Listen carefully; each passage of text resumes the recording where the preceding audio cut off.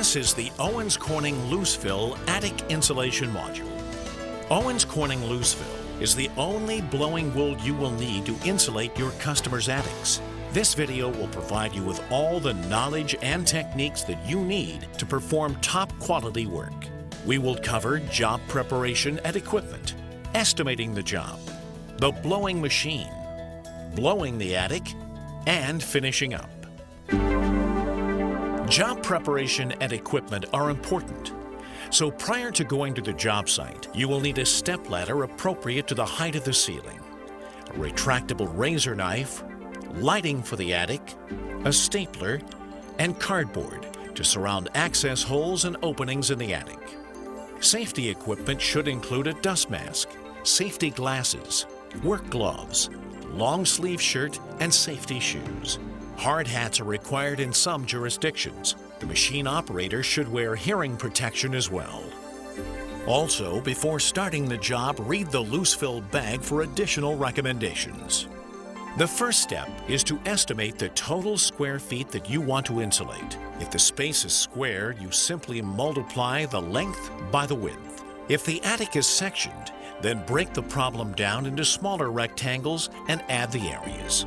You will also need to determine the insulation zone requirements. For example, Ohio is in Zone 2, and therefore requires an R49 value in the attic. Look at the attic coverage chart and find the appropriate R value for your job. The coverage chart will indicate the required insulation thickness for a given R value. The chart will also show the maximum coverage per bag for that R value. Simply take the square foot area that you calculated and divide by the maximum coverage per bag to obtain the number of bags required. The typical blowing machine is made up of 4 sections: the hopper, the feed section, the gate and rotary valve, and the blower section. The hopper section is the uppermost part of the machine that holds the open bags of Loosefill. Do not allow anything to fall into the hopper except blowing insulation. Make sure safety gates are closed before operation. The typical hopper can hold about 2 bags of insulation. The feed section contains the beater bars and auger and serves the function of preconditioning the material and moves it toward the gate. The gate meters the amount of material that will enter the rotary valve. The rotary valve carries the material into the blower section. The blower provides the air that carries the material through the hose. The air bypass regulates the amount of air that is used to transport the material. Closing the gate will allow less material into the airstream and will open up the glass more. This will increase the coverage. With an open gate, more insulation will enter the airstream, but the insulation will not open up as much. The result is lower coverage. It is important to maintain the rotary valve. If you see insulation blowing up through the hopper, that is an indication that the seals on the rotary valve need replacement. Most blowing machines use 150 feet of a 3 or 4 inch corrugated hose. When pulling the hose through the house and into the attic, make certain that it doesn't get kinked. The hose should be well maintained with no holes so that the wool is conditioned properly. The first step in preparing to blow the attic is to pull the hose to the attic access hole.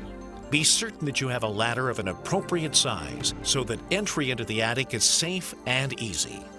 Remember that the only thing between the joists is a thin, weak layer of drywall.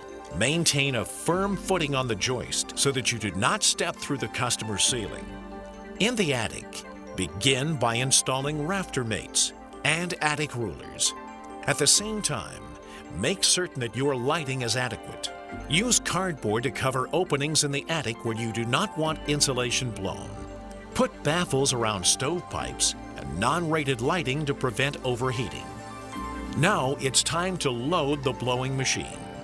Bags should be slit along the short sides first, then along the front edge. The material will expand out of the bag and into the hopper.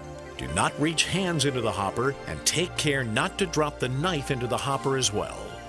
When loading a machine, avoid bending and twisting at the same time. Use proper lifting techniques, always lifting from the knees. Here's a hint. If the installer is experiencing an excess amount of static, then add a cup of water to the insulation in the blowing machine. In freezing weather, add antifreeze to the water. In the attic, start blowing at the edges furthest from the scuttle hole. Blow down the joist cavity. Hold the hose waist height and parallel to the joists. The attic ruler will provide a guide to achieving the correct depth of insulation.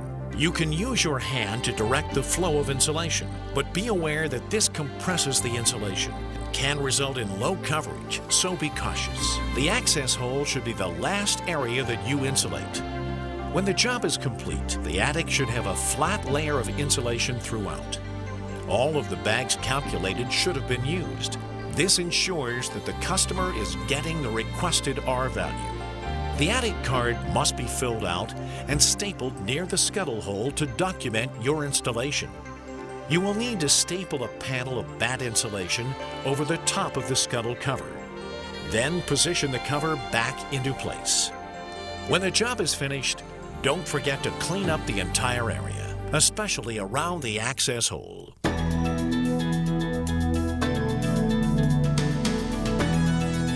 By following the steps that we have outlined in this video, you will assure that your customer receives the R value they purchased. It will eliminate job reworks and enhance your skills as an insulation professional.